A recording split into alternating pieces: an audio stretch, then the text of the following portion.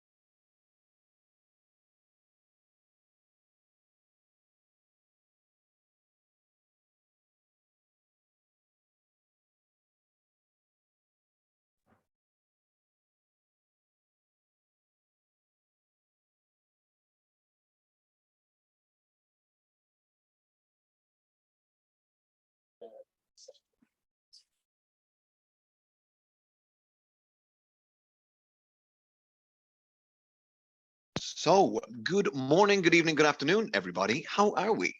The first thing I will say on this is I won't be able to see your faces, but it would be great if you guys put your cameras on. There's a couple of things that we're going to be doing today, but the most important thing I want you to be able to get out of this is kind of connections with each other. Today's going to be a lot of fun. I wish I had some intro music, but I didn't, so you're going to have to trust me when I say there's a good bit of fun in this one. Welcome to everybody that is joining. I'm very lucky. We had about 300 people sign up to this. So of those 300, those who just want the recordings and those who actually want to see this live, I'm looking forward to figuring out what the final numbers were. So yeah, it is great to meet everybody. We're going to start at exactly 1 minute past into the content of this. But I will say thank you for joining. If you're joining live, if you are watching the recording of this, thank you very much. You all should be muted as you come in. There is a specific reason for that. If not, I'm going to ask you guys to mute. I am more likely to kick you out, though, than to mute you. So just as a quick FYI there, just because of who I am as a person, I guess. But look, it's great to meet you all. Thank you for coming to this session. How to book more meetings. My name is Bryan. Now, there's a significant number of people on here whose names I don't recognize and who don't know me or know who I am. So firstly, I want to say thank you for joining. Second thing that I'm going to say is I've been selling Salesloft and talking about Salesloft for a very long time. Salesloft, for those of you who don't know, is a sales engagement platform. We help sales reps book more meetings. That is why the title of this is How to Book More Meetings and some of our best practices. There will be a number of different things that we're going to talk about today. You do not need Salesloft to use what we sell today, or to use what we talk about today. With regards to some housekeeping, as we'll move into it, with regards to some housekeeping, you're going to get the recording of this, I promise. There will be another section of this where I actually can't monitor the chat on my own. So what we're going to do is we're going to take pit stops for questions after each of the different sections that we talk about. You will be able to ask a significant number of questions, both after each of the pit stops and at the end. If you have something that we don't cover, ask me at the end. We're going to talk about emails and trigger templates and talk tracks and cadences and calls and videos. If you have anything specific that you want to talk about with regards to those topics, do it at the pit stops. And once again, you don't need a sales engagement tool to action any of this. It will help, but you don't actually need it. That's my goal today, is to help people book more meetings. Now, with regards to myself and how I've been booking meetings, I'm an SDR here in Salesloft. Now, I started my career as an SDR in Google. I spent my first 6 months with them selling Google to enterprise. So I was selling large enterprise company to large enterprise company. Then after 6 months there, we changed things up. They needed someone who could sell to smaller companies. That had been my background before. So I then switched and sold Google Cloud to smaller companies. I've done large enterprise to smaller companies. Then I moved to Salesloft. Now, Salesloft is not necessarily a small company, but it was when I joined. And I was selling to the enterprise segment. So I was selling small company to large enterprise companies. And after a couple of months, I went, I want to go back to selling to small companies again. So now I'm in the commercial division and I'm an SDR selling small company to small companies. I've done every single selling motion that we're going to talk about today.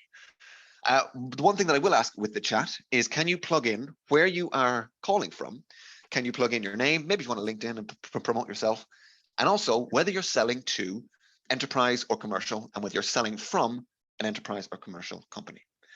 Somebody is also off mute, if you wouldn't mind just muting yourself. But yeah, again, I can't see the chat, so I can do very little with that. If you do need something specific, so there's technical problems or anything like that, unmute yourself, shout it out, and then go from there. What are we going to look at today? August is the hardest month for selling. Everyone's on holidays. I can say this because right now I'm on holidays. Everybody is on holidays. So it is incredibly difficult to book meetings or get anything done. That's why we're looking at this today. We're going to look at developing your talk tracks and how you can make sure that you're being as clear, succinct, and concise when talking to people. How to write a good prospecting email, given some best practices that we know internally. How to make sure that you don't give up on an account too early. How to talk about calls and videos, how to insert videos if you're not using them. How to make calls and figure out what your talk tracks are for those calls. There's a little bit on Salesloft, as in if you're using a sales engagement tool, how you can action some pieces. And then at the end, there's an Ask Me Anything. What is most important that you get out of today's call is there's a lot of content here. There's a lot of things you could pull from an action immediately.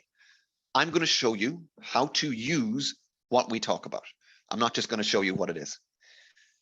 I hate slides. I hate using slides, but today I have to use slides for multiple different reasons. All of the data that you're going to see today, essentially, it comes from the Salesloft data science team. So for example, we're going to show you how many words should be in an email and why. In that, remember that Salesloft is a tool that sellers use to send out emails. So we've pulled this from over 15 million users that are using Salesloft. When we talk about the number, all of the stats that you get today have a subset of 15 million globally, and there'll be some EMEA specific stuff that we also talk about. So that is what we're looking at right now. That's what you're going to get over the next 40 minutes. I want to make sure that we have the whole thing finished by 1:45, and then we have 15 minutes for Ask Me Anything. Let's see if I can keep to the time. Last thing that I'm going to say in this section, memes. I'm a big meme guy. If you're not using memes in your outreach, you should be, but I'm using memes in my presentations.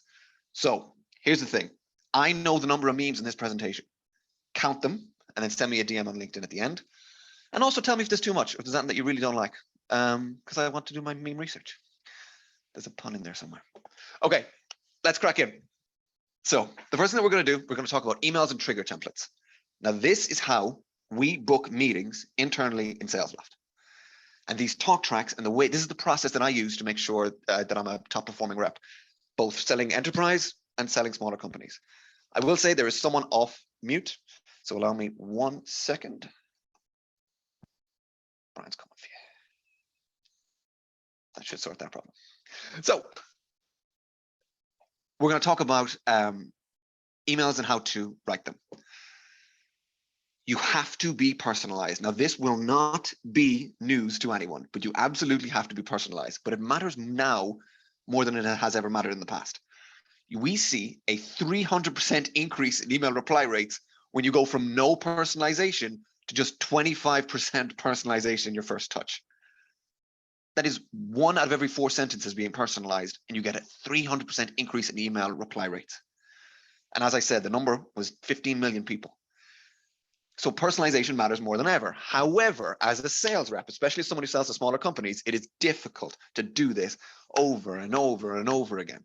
I've got a book of business of over 1,000 accounts. How am I going to be personalized and relevant to every single account? Well, today we're going to figure that out. The reason that it is so easy to ignore us is when you're not personalized, I guarantee you your messaging is about you. You're saying things like, hey, James, our best-in-class solution delivers ROI to companies like you.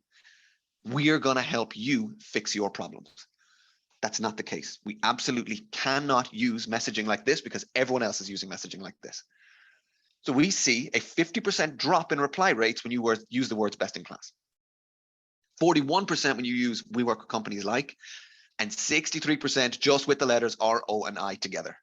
You put R, O, and I together into your email, your mindset is already on you. Your mindset is already on what you can do to help them. When you're writing your messaging, you have to make sure that it is all about them and they're the hero. That is because the worst thing that happens is we send out emails and nobody replies to us. Happens to us all the time. Most of us have a 10% reply rate is a 90% failure rate.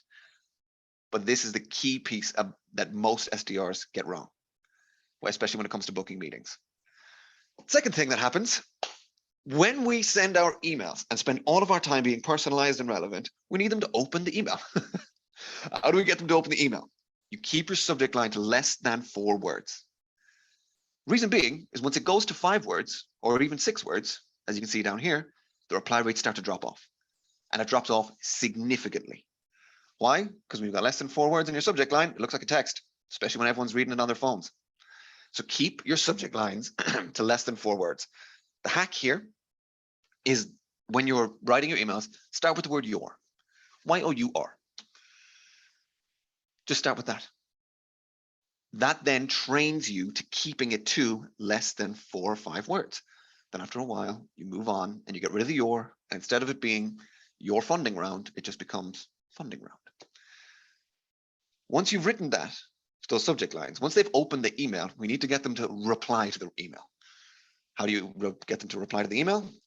You shorten your copy. Now, this is the hardest thing for sellers to do, especially junior reps. You have to keep it to less than 100 words. And when you go over to 101 words, you get a 24% drop in your reply rate. Why? Because it's too long. It's too long on the page. This is what our customers are asking us for. 100 words is nothing. 100 words is very, very little. Everyone will tell you about that we have to be concise. How do you do that in less than 100 words? Well, I'll show you today. You're going to walk out of this part of our section knowing what to do with all of these pieces of best practice that we talk about. Before we talk about using the less than 100 words thing, what I will say, Jack Nico, one of the AEs here in Salesloft, he got a very interesting results. I think he doubled his reply rate just by having sent from my iPhone at the bottom of his emails, as long as those emails were less than 100 words. Why? Because you can type out 100 words in a text. It's a long text, but it's a text. It looks like it came from your phone, and then sent from my iPhone redistributes that, or and reinforces that idea. He got rid of his subject line because, or his signature, because he wasn't sending it from his phone. He was sending it from Salesloft. You can send this just from your emails, but keeping it to less than 100 words and using sent from my iPhone just as a little tip will help you get more responses from the people that we're targeting. The next thing that is the biggest blocker is a lot of SDRs, a lot of junior SDRs come out of college. And what that means is we're used to writing in a post-academic language. We all have a written language. None of us actually ever type the way we speak. So the key learning here is that the more basic your language, the more caveman speak your language, the more likely you are to get a reply. The more complex the language is, the less likely you are to get a reply. Now, for those of you who are in America, you'll be able to read this pretty easily. But what this means is if a 12-year-old can understand what you're saying in your email, you get a 62% boost in reply rates. If they have to be 15, you get a minus 26%. If they have to be 18, you get a minus 45%. So if your 12-year-old cousin, brother, sister, whatever, cannot understand and fully grasp the concept of what you're saying in your less than 100-word email, you're unlikely to get a response. Now, these are key things that we know to be true given the data. When it comes to personalization, right? You should front load that personalization. Why? Because people do this when they look at emails on their phones. They select the ones that they're going to select, and then they move them to trash. That's just how it works. And the way they do that is they look at the subject line and they look at the first few words of the email. If you say, hey, James, we work with XYZ, and by the way, you're a Man United fan, I'm a Man United fan too, then, sorry, we'll come back to that later, then they're more likely to delete it. But if that email says, hey, James, you are also a Man United fan, and then they're going to open that email. That's our job. Get them to open these emails. So front load your personalization in the first 200 letters to get them to open the email. However, when you personalize, only personalize 20%. That is the key that we see. So what you're looking at here is a graph where you see the probability of a reply goes to 7% when it hits 20% personalization. If you keep personalizing 40% of the email, 60% of the email, 80% of the email, you actually only rise to 7.5%. So we say personalize the first 20% and no more. And if you really have a lot that you can do on this person, then personalize the first 20%, so just the first sentence, and the PS. But the rest should usually be something that is a little bit more scalable. All right, we're going to take a pit stop here because what I'm going to do now in a few minutes is I'm going to show you how to action all of that. Sorry, the pit stops are the memes. So for those of you not about to ask a question, you get to see a nice little meme. But for those, does anybody have any questions specifically on what I just showed you? You're going to have to come off mute. I can't open the chat. It's 92 messages already. It's overwhelming.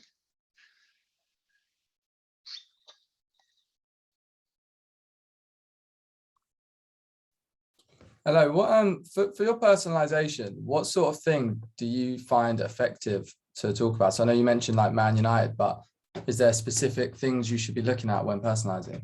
100%. I appreciate that question. I'm going to give you the politician's response of we'll come back to it. And I promise you that we will. If we get to the end of the trigger template session and I haven't done this deeply enough, come back to me again and scold me, give out to me.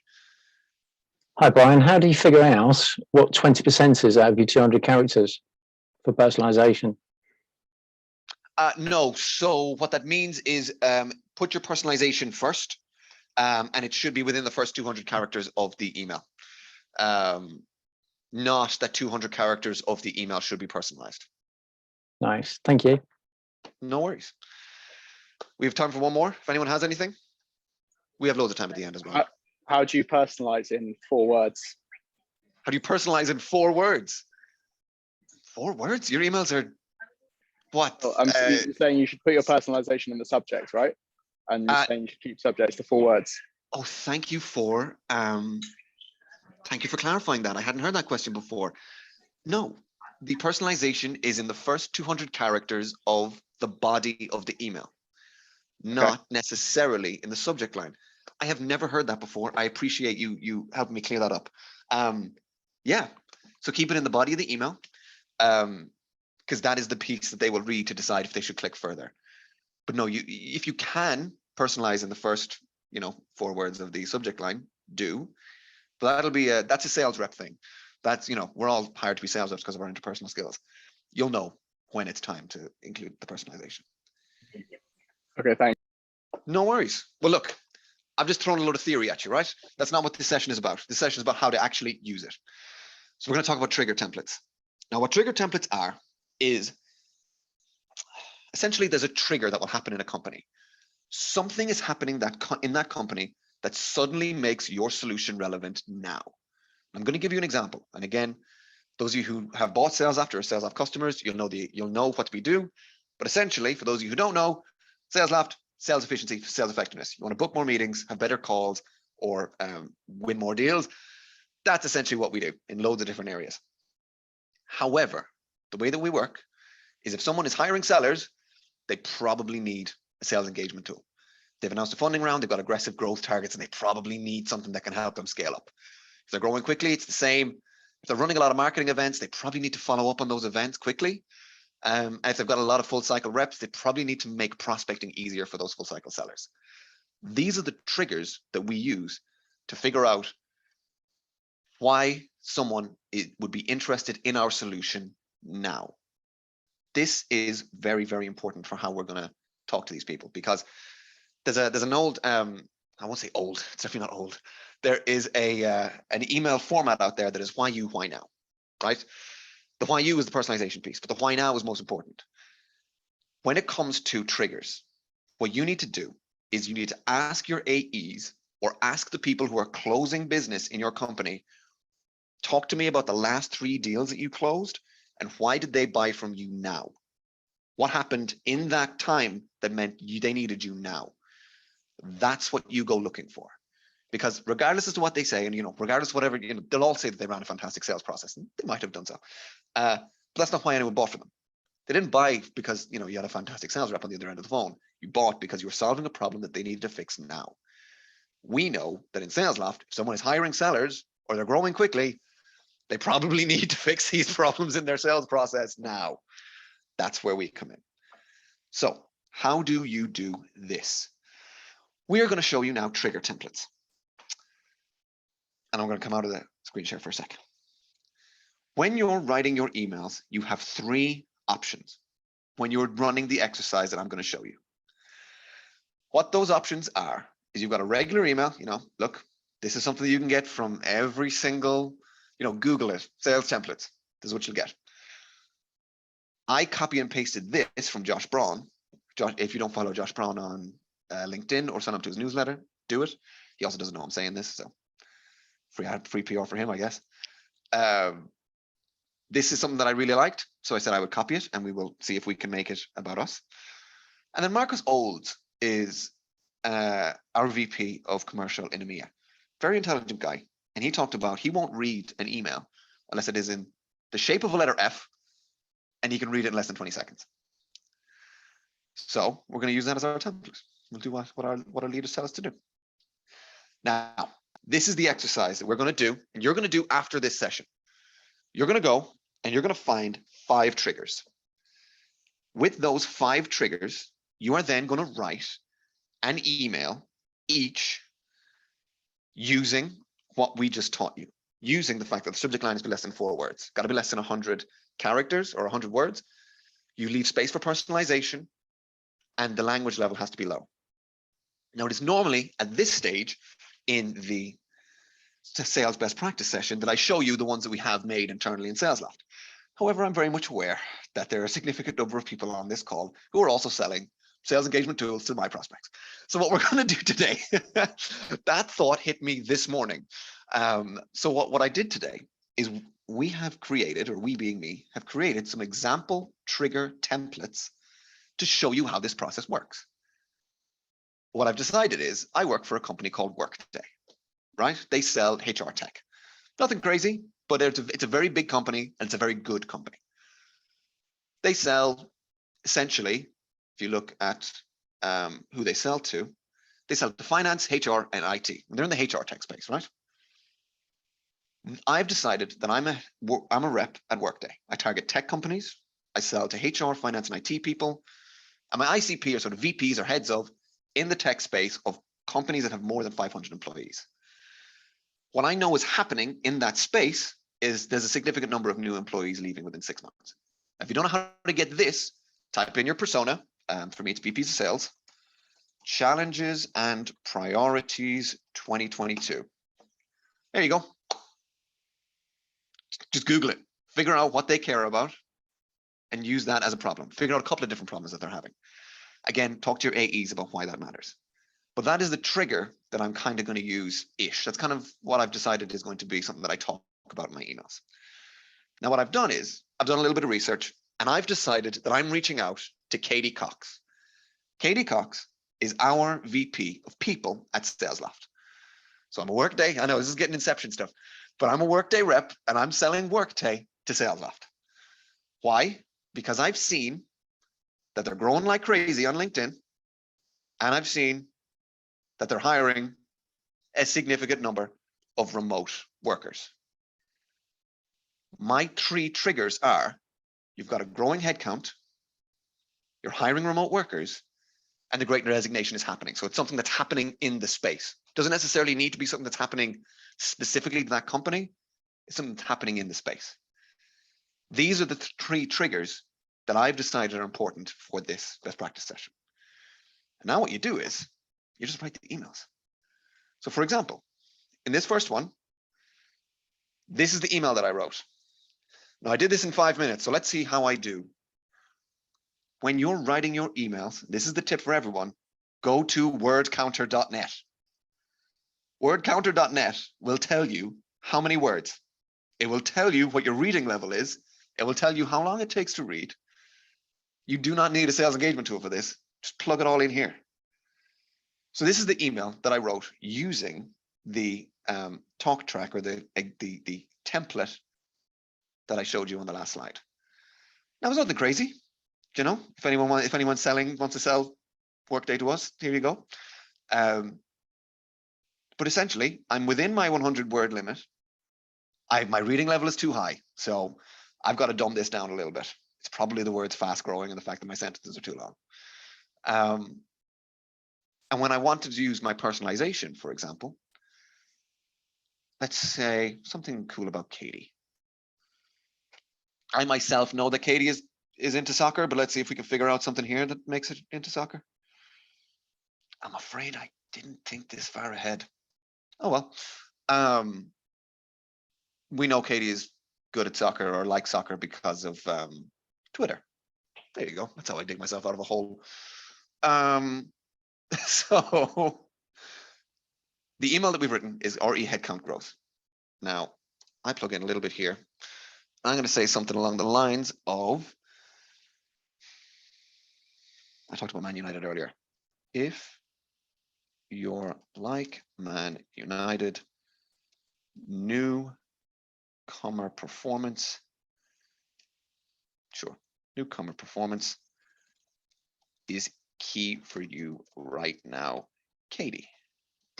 Boom. I bet we can do something else here. And if anyone knows any good digs on Man United, please let me know.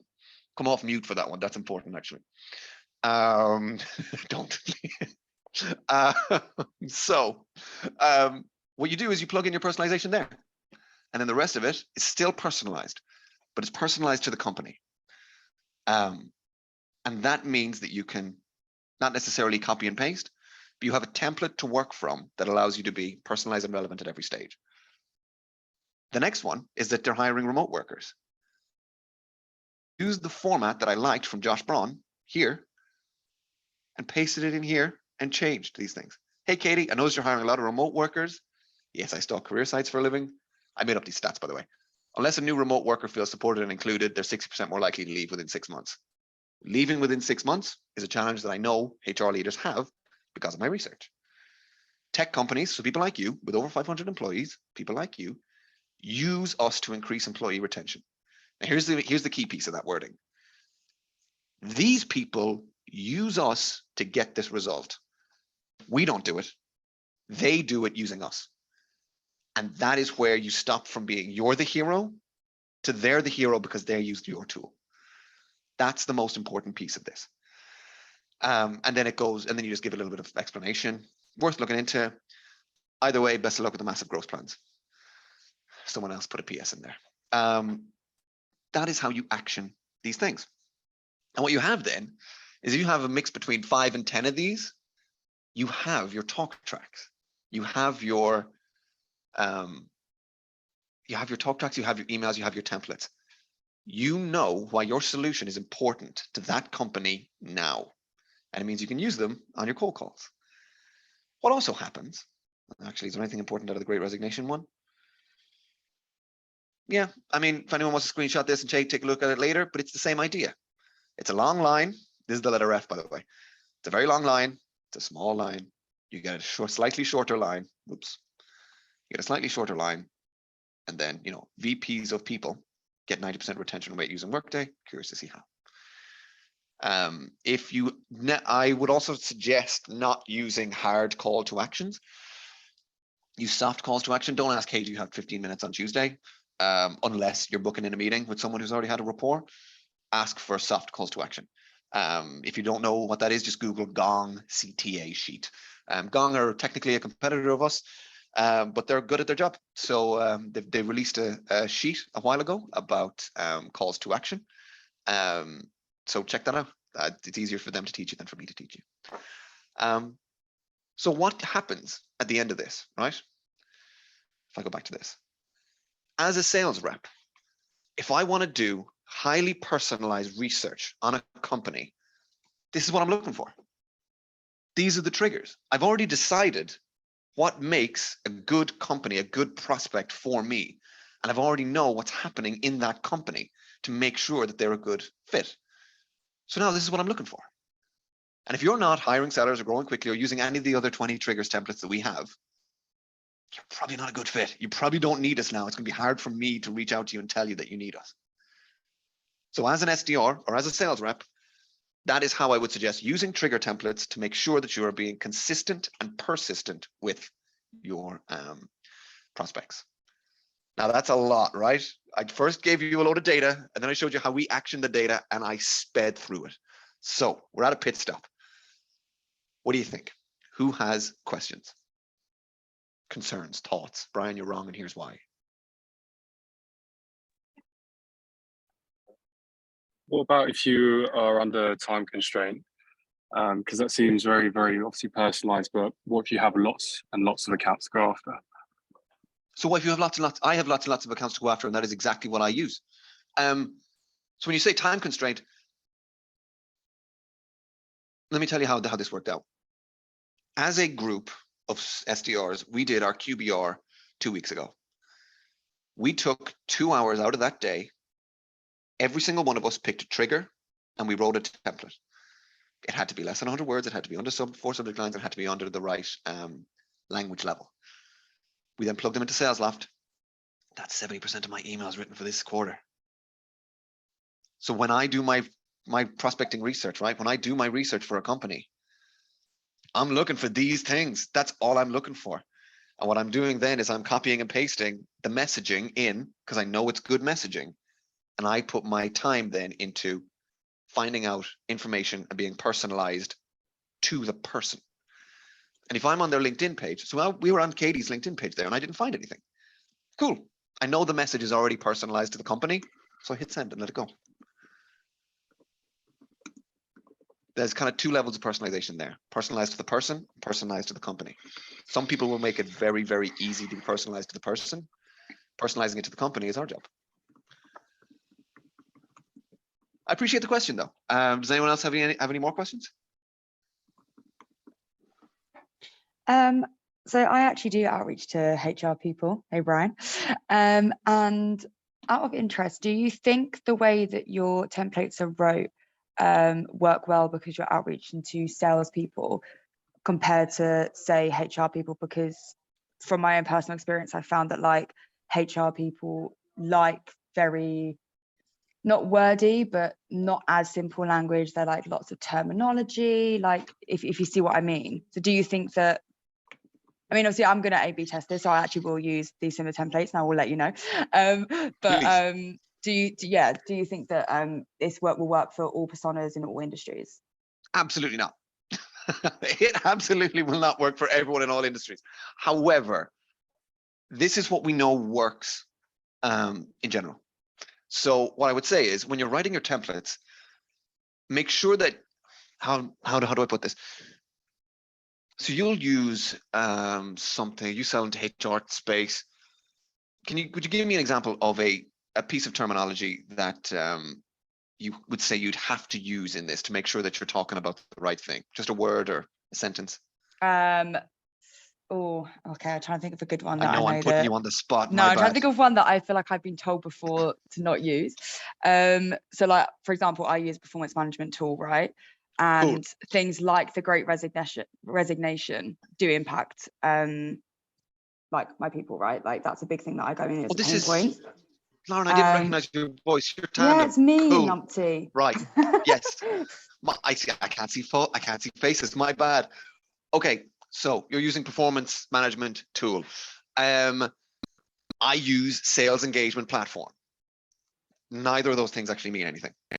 What it does mean though, to our end users is, for me, make more money, have more revenue. And for you as a performance management tool, it's coach better or retain staff. So if I'm talking about a sales engagement platform, I'm talking about me. If I'm saying people use Salesloft's sales engagement platform, I'm banking on them knowing what that is. Now, again, we're in slightly different markets, and that's not the question you asked. The question you asked is, does it work across the board? The answer is no. However, I would have a hunch that the lower level language, you forcing yourself to go into a slightly lower level of language, not using the words performance management tool, will actually break it down in your head as going, if I can't use this, what other words can I use to get the same message across? And it might make your messaging a little bit easier, a little bit better. I hope that answers the question well enough for you. Well, I'll let you know anyway, Brian. Please, you have Salesloft, so you can just A/B test these things. I have time for one more question, if anyone, because I know I threw a lot at you guys. Cool. So what's going to happen next is you're all going to go away, spend an hour, and this should only take an hour. You find the triggers, find 5 triggers, things that you can see happening. Something you can write an email and say, I saw X. You can even put it at the top, at the beginning of a video. We'll come back to that later. I saw X is happening in your company. Find out these things, write a message using what we talked about earlier about why that relates to your solution or how people get significant results using your solution for that. And then ship it out, write it in your templates. Now, you can, if you want to, just keep them in a Word doc. I would suggest a sales engagement tool. If you're using something like a Salesloft, you plug them into your templates and then they're already pre-populated, or you can just click the template button and it pops up. It's the same with other sales engagement tools. However, the point of this is that you can keep them all in your, because I used to, not have Salesloft. And if I had all my emails in one doc where I could go, okay, that person has a growing headcount. I'm going to copy this. Not that bit. I'm going to copy this and I'm going to paste it into my email and ship it out. That's a lot quicker than going into each and every thing. So hope that has been helpful. Trigger templates as what helps me book meetings every single month. And that's where we're at right now. That, I think, was the most important piece you'll get out of today. Do your trigger templates. I know I'm not supposed to give you homework, but that's my homework. Now, we are also going to talk about cadences. Cadences, sequences, whatever. These are customer journeys. Well, I'm going to talk about cadences. I'm not talking about Salesloft cadences, and I'm not talking about our feature. I'm talking about a pre-planned customer journey. So the way they work, sorry, that's a different journey. The way they work is, sorry, I heard a giggle there. Thank you for the validation. Essentially, the idea here is in 2007, it took about 3 or 4 touches to a C-level person to get a response. 2015, that was 10 touches. Now you got to get between 15 and 20. That's only going up. Most sales reps give up after 6 or 8. You call once, you email once, you hit them on LinkedIn, you bump the email, you call again, you hit them on LinkedIn again, maybe you send them one more email. And that's it. You leave them alone. However, if you're leaving them alone, that was fine in 2007. We're 2022 now. You got to keep going. How do you keep being personalized and relevant and not just spam people all the time to get on these pre-planned customer journeys? That's what we're going to talk about. So first one is you use multiple channels. Now look, a lot of you will know this. I'm not going to preach to the choir here, but you get almost 5 times more engagement when you use multi-channels rather than single channels. Don't email someone 20 times, please.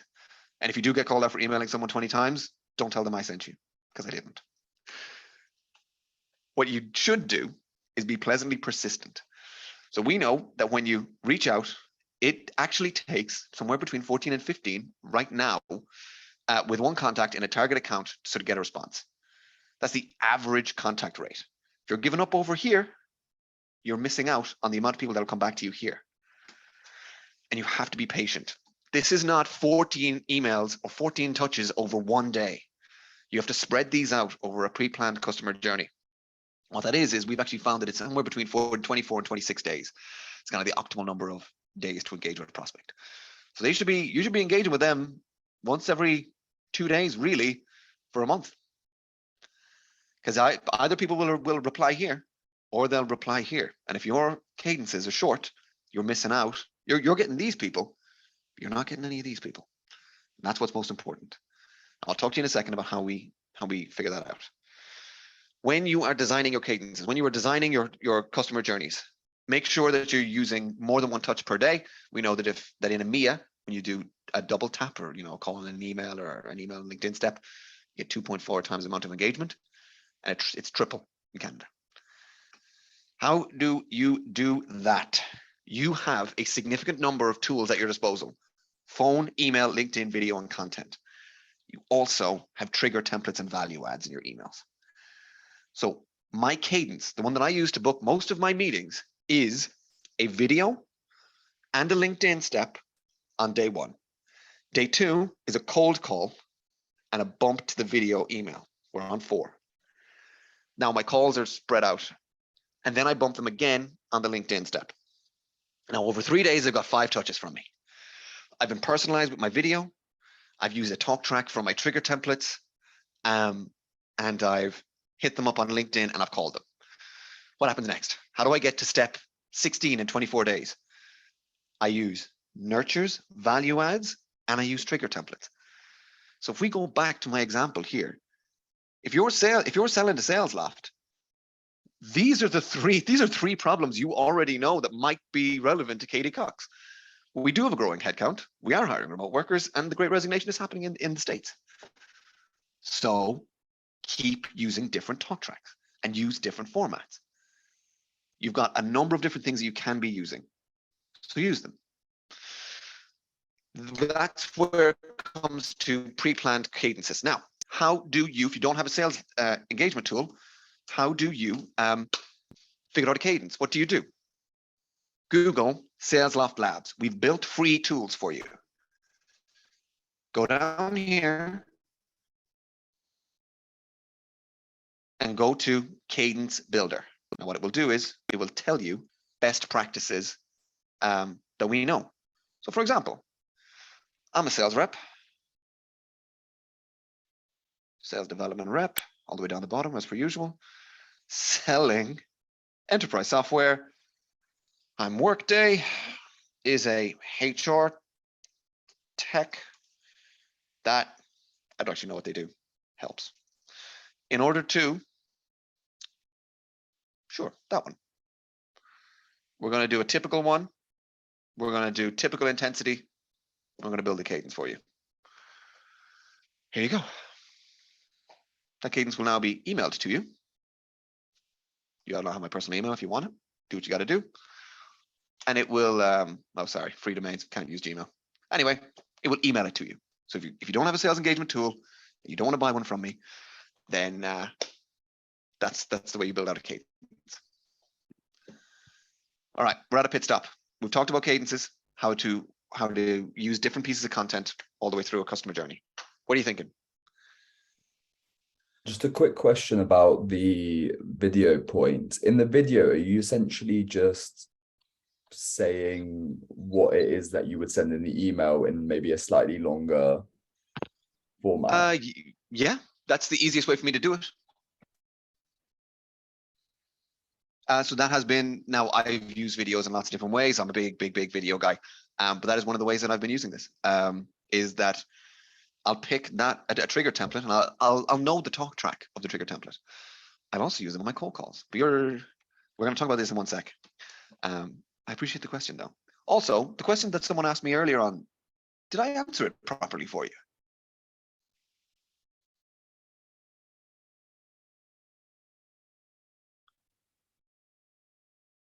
I've blown their mind. Okay, cool.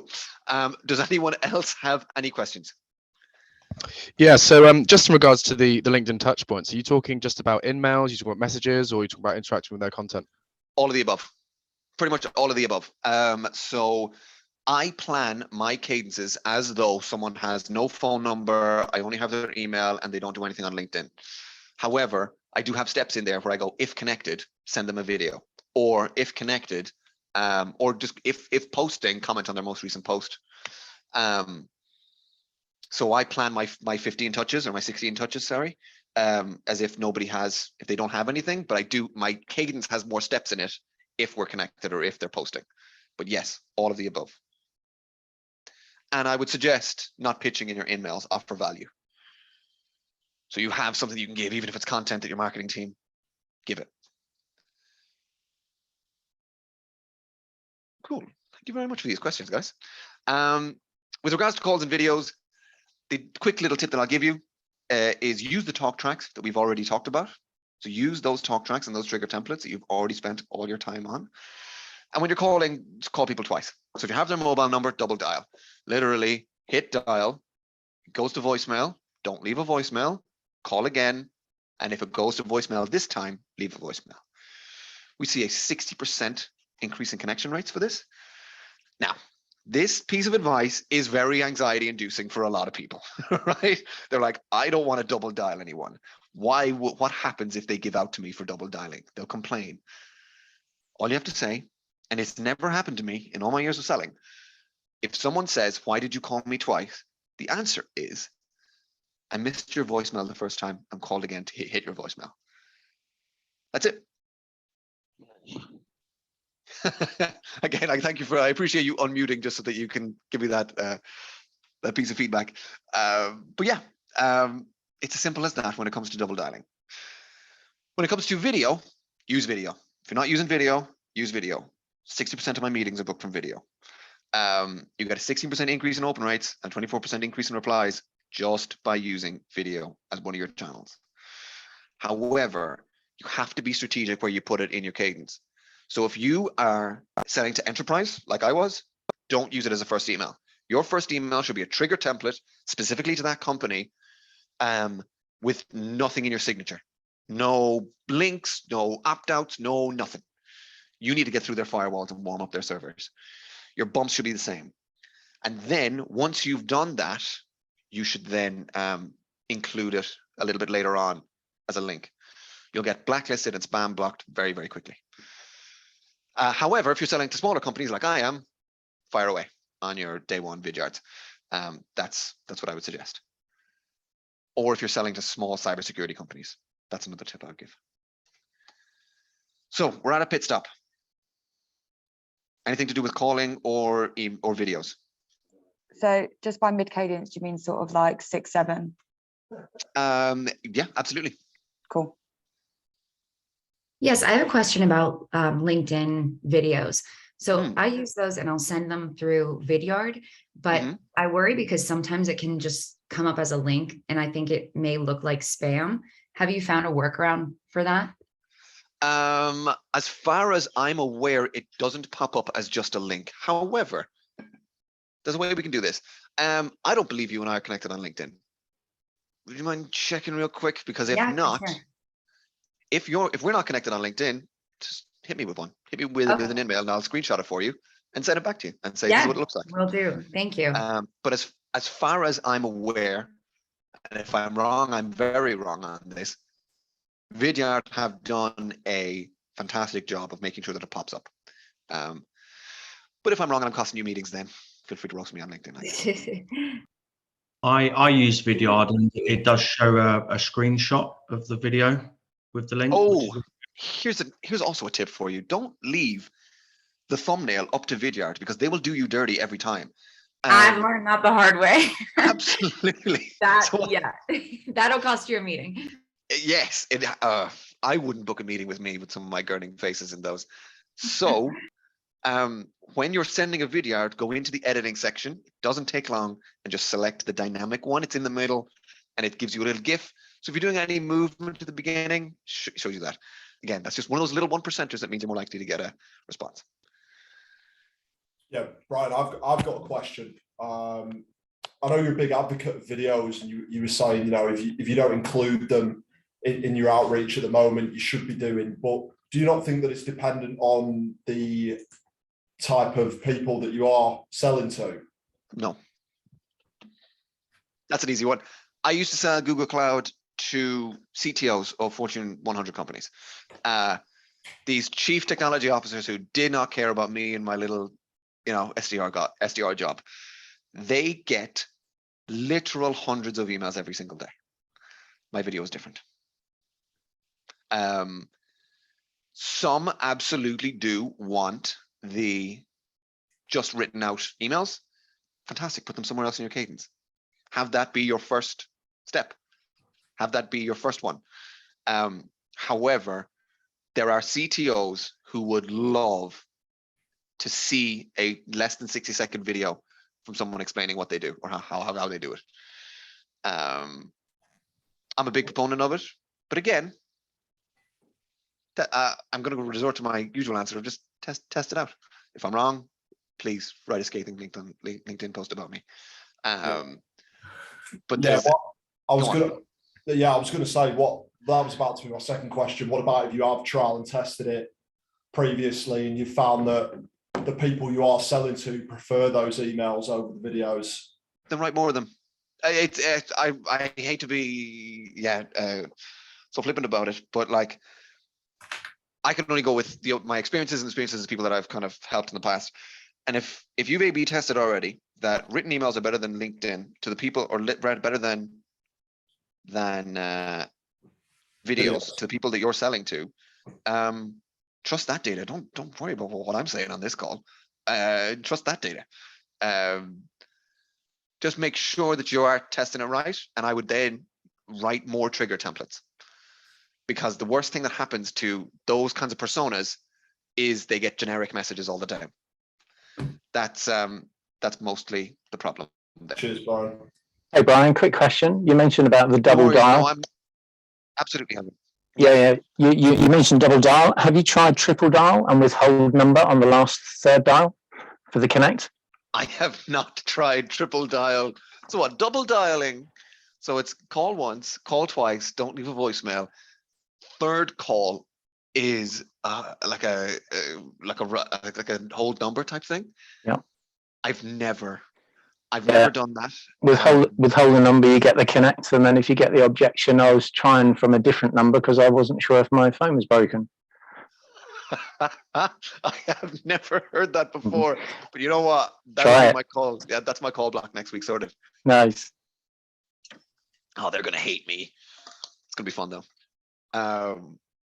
So you may have seen that I just skimmed through a significant number of things, right? Salesloft on Salesloft. Some of you are Salesloft customers, right? Come back to me on this one. However, what I will say very quickly, and I can't really give you the advice, is you have a live feed. So you know when people are clicking around in your emails, or when they're opening your emails, and when someone becomes a hot lead, call them immediately. That's all I can say. Just call them immediately. If you're using video, Vidyard will tell you when someone has watched your video, either call them or reply to that email, forward it to people and say, hey, I see you're watching my video. What do you think? I promise you it'll book you meetings. It's the same here. I've got snippets internally going, hey, I see you've watched the video. I imagine you're probably thinking it's a good thing he didn't get into acting school, or he's probably right. This is a challenge. If someone has gone to the purpose of watching your video and hasn't replied, that's on them. That's not on you. Go get them. If you want to maximize your flip rate and you want your AEs to flip your ops more often, use deals to manage your accounts together. If you are using Salesloft, and make sure you prepare the AE. So there's two things you can do with this by preparing the AE. The first one is putting the discovery notes in sort of like in the notes section of our CI tool. I'll show you that in a second. The other one is making sure that the call intelligence recording, the recording of the discovery call that you did, is actually in the op. So you can go back in and rewatch the discovery call at 2x speed. Now, for those of you who haven't seen this is our call intelligence call recording tool. Essentially, it tells me how long I've been speaking and any notes, who I was speaking to, and then there's a live transcription as well that you can do. And what a lovely piece of advice I got from Jack Nico is when I was explaining what Salesloft was doing, this was his question and this was my response. So I spoke for way too long. And the piece of advice I gave him was, let's work on your pitch. We need to use caveman speak. I was just too long-winded. This means that Jack Nico is more likely going to flip that opportunity for me because he's involved in the deal somehow. So that's if you have Salesloft. Now, the big takeaways from today is keep it short. Short, casual emails will win. Build your library. So make sure that you've got talk tracks about things that are relevant to them now, and somewhere else build out nurtures and value adds, things that you can just provide people without any asks. So that's this labs, Salesloft labs that we have. I give that out in a nurture cadence. People just come in and look at our free tools. Doesn't hurt me. They don't book a meeting from it, but they might when I reach out again with a trigger template. And the cadence is your story. So make sure you're using every channel. If someone wants to reach out to me now, the best way to do it is on my phone. 6 months ago, it was on LinkedIn. Before my LinkedIn got filled with recruiters. Now it's the phone. That's the best place to get me. I don't know where it's going to be in the future. It's probably going to be carrier pigeon or something. But where the best place to get me and my attention is constantly changing, it's the same for your prospects. So use as many because you don't know where they're going to be. Now, does anybody have any? Oh, sorry, somebody put that slide in there. Does anybody have any questions? And is at this point I get to see all of your beautiful faces. From Brian. Hey, Dan. Oh, sorry.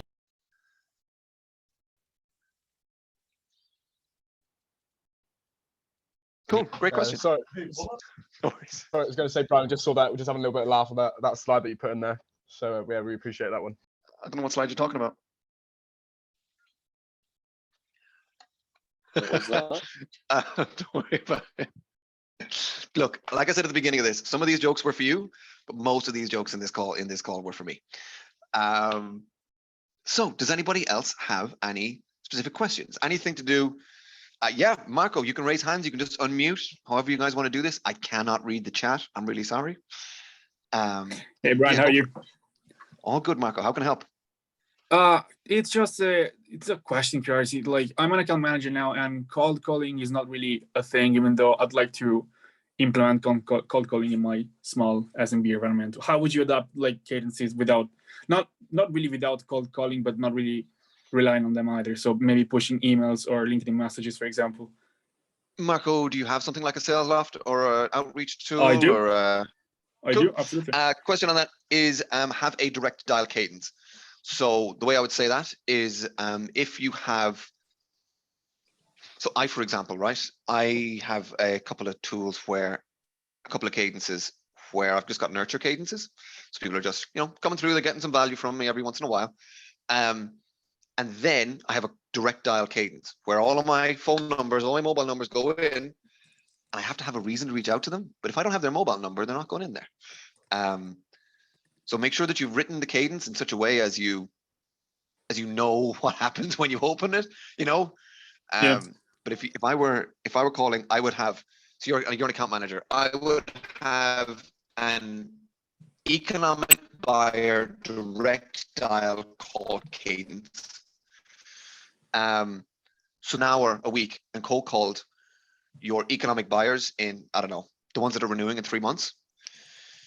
And you're going, hey, your renewal is in 3 months. I want to book in some time with you. Or, hey, your renewal is in 3 months. We got a significant amount of value out of you, for you for the last 9 months. Do you want to have a conversation about how we can do that next year? You know, that's pretty powerful. Right. I like it. So yeah, hope that helps. Yeah, no, that makes sense. Thanks a lot. Thanks a lot. No worries. I'm a big fan of this hand raising thing. Lewis, how can I help? Hi, Brian. Thanks for another great session. With regards to sending videos to prospects, do you have any advice or tips of how to boost like watch rates and how to boost people actually watching your video? Yes. So make the text point to the video. Don't give away what you're going to say in the video in the text. Because if you say, you know, I'm going to be very derogatory here, but if you say something along the lines of, hey, James, I've made this video so I can sell you something, then no one's clicking that video. But if you say, hey, I was on your LinkedIn and I spotted this, and then your thumbnail is you on their LinkedIn clicking around, who's not clicking that video? Who's not opening that video, you know? So make sure that your text is diverting directly to the video. And then I would also say, like for me, my videos begin with someone's linked face on LinkedIn. Literally, I go straight to their LinkedIn profile. I click the image, their face is massive. And that's the first thing that I see, that they see. They see me on their page. Now look, not everybody clicks it, but it boosts my open rate. Cool, nice one. Thanks, mate. No worries. Kate, how can I help? Hi, Brian. I'm great. Webinar, by the way. Regarding, I don't know where to start about the multi-channel, multi-threading approach. You know, whether it's the calls, the emails, and the social selling part, particularly LinkedIn. But in particular, the cold calls and LinkedIn. Do you have a particular approach when it comes to those two? When it comes to booking more meetings from those channels? 100%. Cold calls. My goal on the call is not to do a discovery call. My goal on the call is to book a discovery call. So there'll be a lot of people who will say, you know, how come you came off that call with no info? You didn't. You came off that call with the fact that you know that it's their phone number. Pique their interest and book them in for some time. Pique them interest and go, hey, look, I saw this. Normally people like you are having these challenges. I work for a company that solves that, wondering how I could earn a few minutes. See, like, don't immediately go in with a pitch. Your goal out of that call is to get a meeting, nothing else. That is how I would suggest doing those. As for LinkedIn, blank connection requests are better than connection requests with a message, unless that connection request with a message is saying something like, hey, I'm going to send you a video later today. So either use that message to direct them to a different channel, or blank connection request. And then if they don't connect, don't have your inmails be a pitch, have your inmails be value. That would be what I would say with that. I'm aware that we're coming up to the 1 hour mark. For those of you who have to leave, thank you for coming. I appreciate it. You're all going to get the recording of this. I'm going to stay on for anyone who has any calls. I have nothing better to do on my holiday, so I'm very happy to chill with you people. Thank you for coming. There's 150 people on this call still. That my definition for success on this one was 50. So thank you for coming. I will catch up with all of you who are leaving again soon. But yeah, for those of you who want to stay on and have a conversation or chat about these things, how can I help? Luke Bailey, a face I haven't seen in a very long time. How are you? Ryan, how are you? Good to see you, and thanks, Emil, for a great session. No worries. How can I help? So you spoke about hitting kind of firewalls or different things for enterprise clients.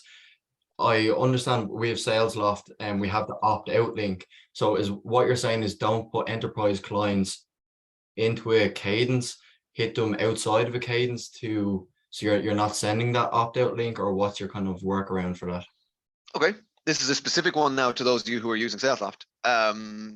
But include opt-out link is a part of the settings. So I would actually remove that from the cadence that you're using, unless you're using a team cadence, in which case I would copy it to a personal one.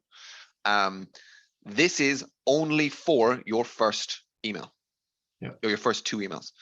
So you should remove all links from that. But yeah, the setting is that you have opt-out always on. You can remove that from the cadence and then plug them into the templates for the rest of them. That is kind of how I would do that. Super. Cheers, Bryan. No worries. Who else we got? Kate's already gone. Terrence? Hi, Bryan. So I understand you mentioned using the double dial trick and like leaving a voice and saying you forgot to leave a voicemail to justify that. But what happens, let's say, if you're calling to APAC region and they don't really use voicemail? How would you go about doing it? Oh, I have no idea. I definitely couldn't give you any advice on how to sell into APAC. I would love to know the answer to this question, but I don't. That is very much a cultural thing that I'm afraid I'm very happy to talk about talk about EMEA and the US, but I don't want to bullshit an answer for you right now. I kind of want to direct you to the right people. There are sales leaders and thought leaders in APAC. Christ, this tells you how far my LinkedIn network has gone. I don't know yet. Hit me with that question on LinkedIn, and I will direct you to someone who will be able to answer that question. Yeah, sure, absolutely. Thanks. No worries. I'm sorry I wasn't able to help with that one. All's good. Ashish, how can I help? Hey, Bryan. Oh, sorry, we're on echo.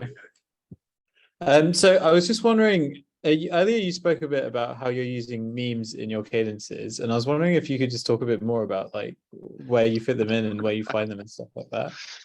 There's 2 places to use memes, right? One is in your LinkedIn and one is in your emails. Now, I use them in my bump emails. That's where I use my GIFs as well. So that's mostly where I use my memes. However, you can write full emails with a meme attached to it. Easiest one I can give you an example of. I'm going to assume we've all seen this meme, but if not, I'm going to blow your minds.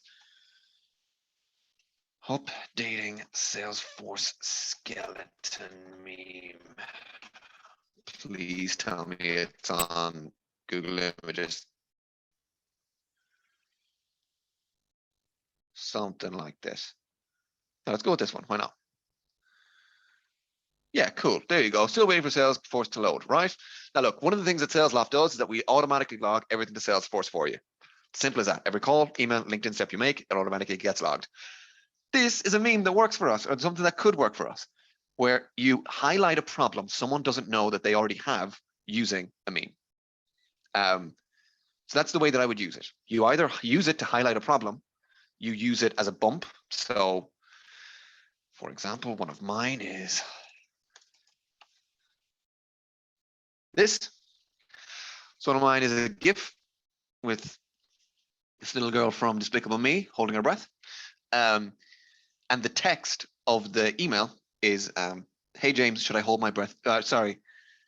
Should I expect a response or am I wasting my breath? That's it. That's the whole email. And then they go back to the email that I wrote, that I sent them, etc. That's how I would use it. And then if you're going to use it in LinkedIn, use it as things like, so what I actually got a response today from a guy. So I'd sent him a couple of messages on LinkedIn. We were connected. I sent him this. Just still waiting. There's a GIF on LinkedIn. That's it. So there's a couple of different ways to use them. I would suggest following Mattia Shaper on LinkedIn. She talks about this much more often than I do. She's a fantastic human being. So I would suggest following her. She'll probably talk about that a lot more than I will. Hope that answers the question. Kate, do you still have a question, or did we forget to lower the hand? I just forgot to clarify one thing. You know, go ahead.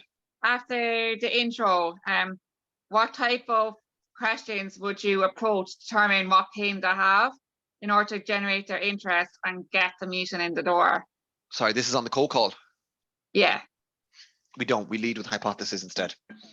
Okay. So, for example, right?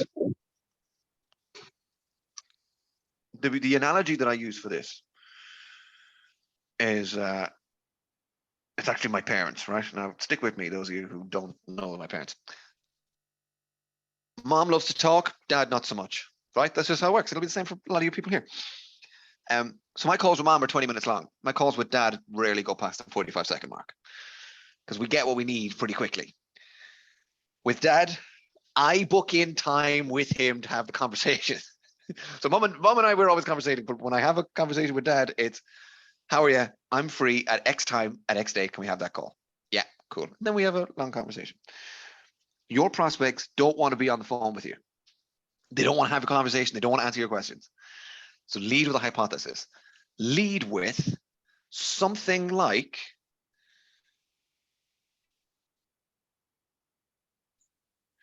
hey, Sarah, thanks for taking the call. I see that Salesloft has grown by 200 people in the last few months, but you're not using any HR tech. So is it safe to assume that onboarding process is becoming a handful? A lot of VPs of sales engagement use us to increase the staff retention rate up to 6 months. I wonder if there's a conversation worth having here. Someone to that will say yes or no. They'll say, yeah, that's a problem, or no, that's not a problem. They say it's not a problem. You go, oh, well, look, I also see that you're hiring remote workers, if you let me. Usually remote workers don't feel supported and they're 60% more likely to leave within 6 months. A lot of tech companies use us to increase employee retention.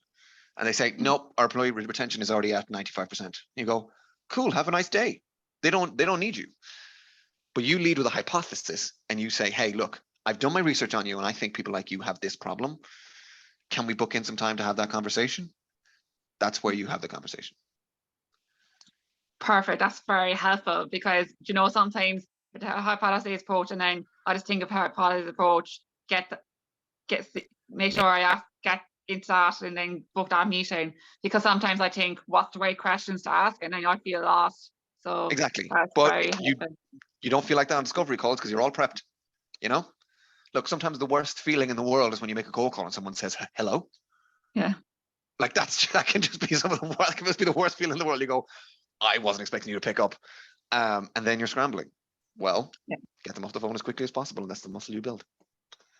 And then when it comes to objections, then they're best handled over the call then, objections compared to our email or and how would you go about approaching objections then to get that meeting? Reply using the format that you got it in. So if you got unless of course, so for example, right, if you're trying to book someone in for a meeting and then they go, hey, by the way, what's the price? Send them a video, right? Or call them and go, hey, we don't talk about price, etc. But if someone's like, or if someone is like, so for me, for example, why are you different from outreach? Or we already have Salesforce, why are you any better? Then that's a video, you know? But that'll happen, that's via email. Someone asked me that on the phone, I got to reply on the phone. But those are the main objections that you'll get. Why me? Why now? You should have those ready with your talk tracks. Yeah, perfect. No worries. I appreciate the question. Robert, how can I help? Yeah, quick one for you, Brian. Question is, what is your prospecting tech stack? So you mentioned video, like Vidyard, obviously Salesloft, email, LinkedIn, etc. The other ones that you've mentioned, I wasn't aware of, like Word Counter looks great. What else is in your toolbox? Okay.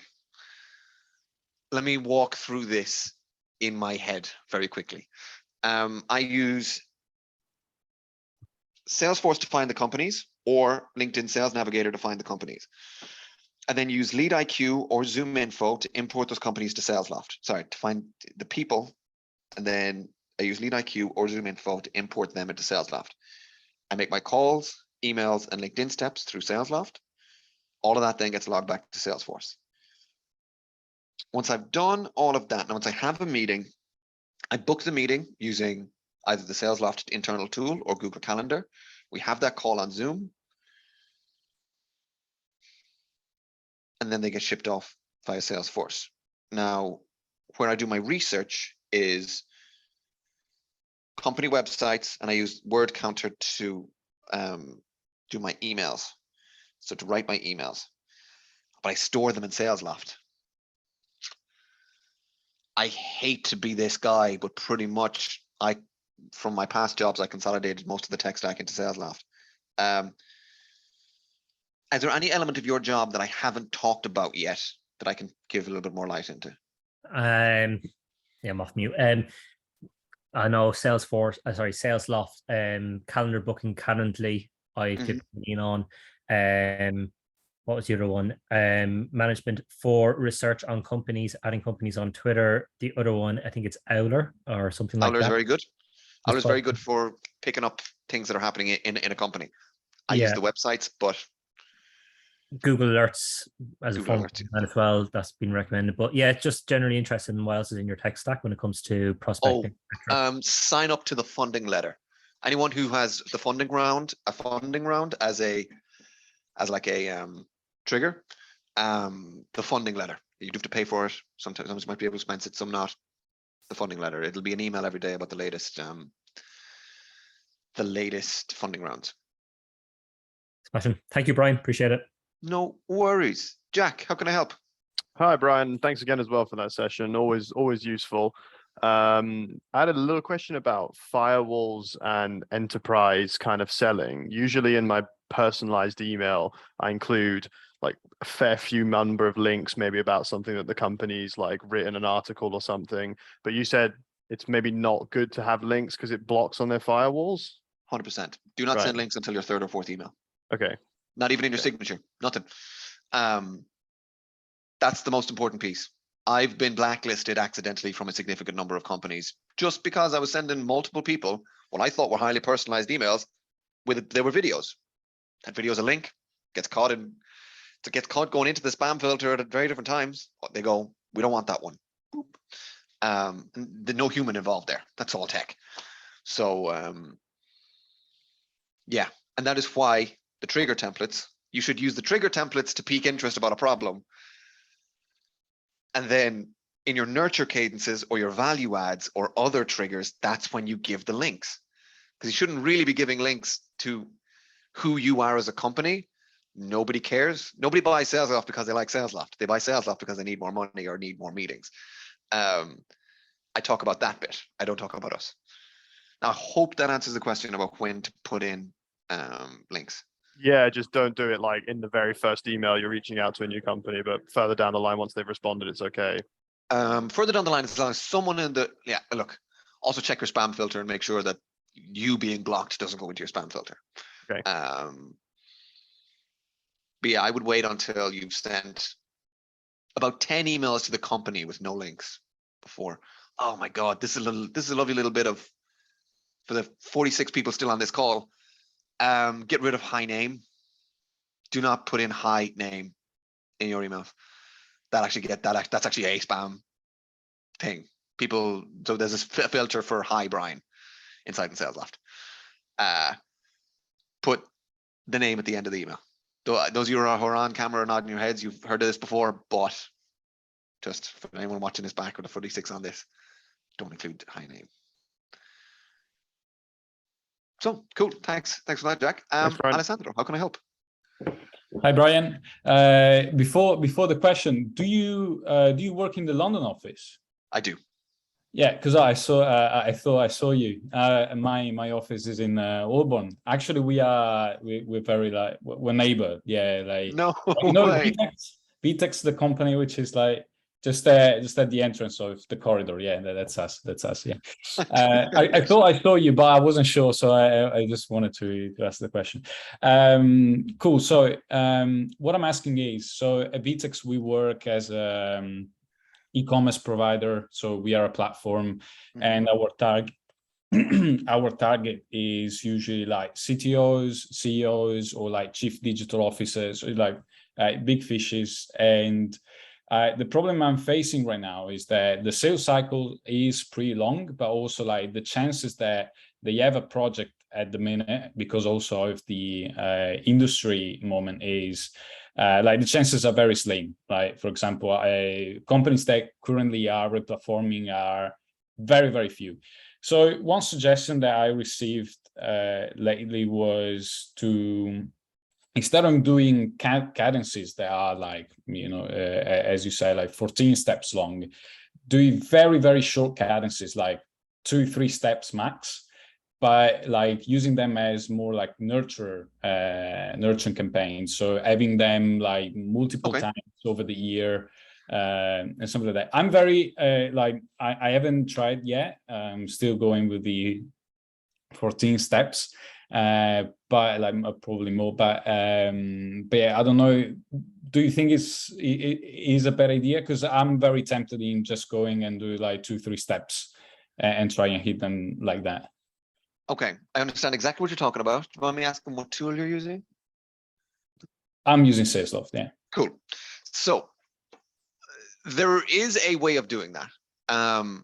However, it's slightly different from what you're talking about. What I would suggest doing in that respect is, if you're going to shorten your cadence to, let's say, 10 steps, or no, not even that.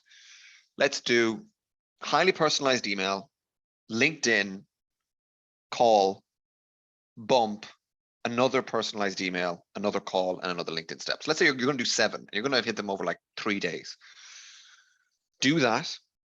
Step 8 is an automated step that plugs them into your nurture cadence. And your nurture cadence is just value adds.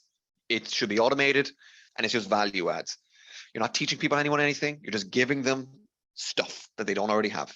And then coming back into the personalized piece after 2 months of being on a nurture cadence. So you're doing them once a quarter. That is the way to do that. I wouldn't recommend that specifically, just because you lose channels as you go down. So you're very much, they'll always be hearing from you on email, but they won't always be hearing from you on call or video or content or LinkedIn. Yeah, that's right. So you're assuming they're going to be there. So I would actually do, like, if some of your value adds you're going to put in your nurture, let's say you have an almost 16-step cadence over the 28 days or 24 days, do your highly personalized piece at the beginning, and then do value adds, and then use your triggers towards the end and be a little bit more personalized again, and then plug them into a nurture. And also switch some of your nurtures into LinkedIn steps. Because while you can't automate those, it's a lot better to come back to them a second thing. I know we're talking about cadence strategy right now, but that is, I would still suggest the longer cadence, and just switching to a value add approach with short bursts of, hey, can I have your time? Rather than, hey, can I have your time? Here's a generic value add. Hey, can I have your time? They're different approaches. Sure. Thanks. No worries. I'll see you in London, yeah. Yeah, man. I'm back next week. Alex Green, how can I help? Hello, Brian. First, yeah, thank you for all of this. Just 2 quick things. One, first, could you please just rename that funding article you said? What was that? The funding letter. Okay, thank you. And then secondly, no worries. You just mentioned about the high name, and a few of us have just been making our own cadences. What would you suggest putting instead of high name? Are you saying other words like hey or greetings, or are you just diving straight in with your? So you're going straight in. Okay.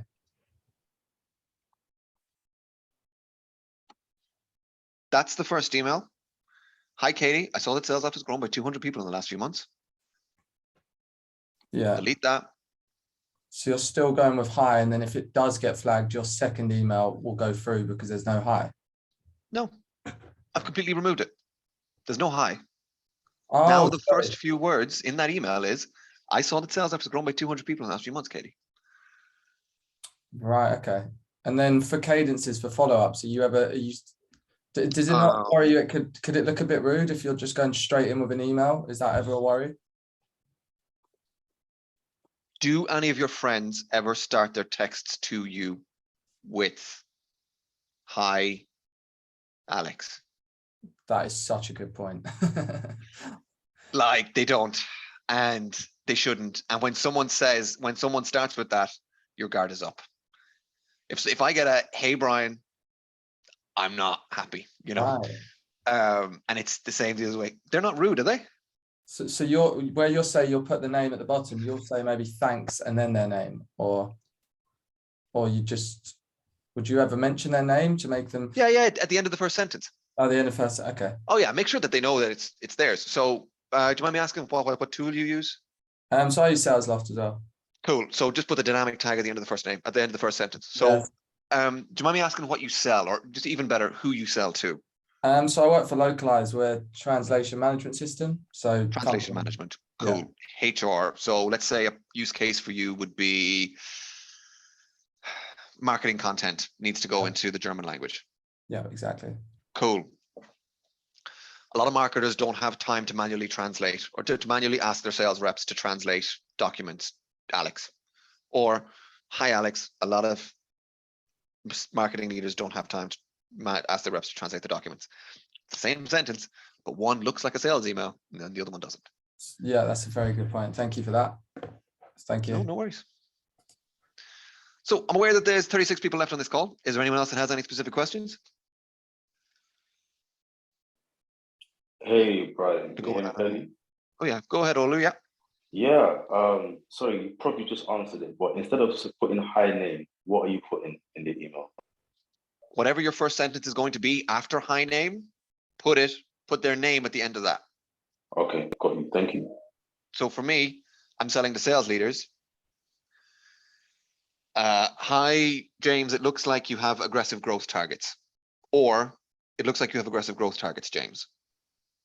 That's, you just pick it up and you put it at the end of the first sentence. It means you don't get blocked by spam filters and you look different. Makes sense. All right. So after an hour and a half of recording, thank you everyone for joining. I really appreciate it. This has been a lot of fun. I'm glad we got to do it. Hit me up on LinkedIn. So drop us a message on LinkedIn and we will hopefully meet up there. Thank you have a very good one, much. and I will see you next time. No worries. Bye. Have a good one, guys. Cheers, Thank you very much. Bye.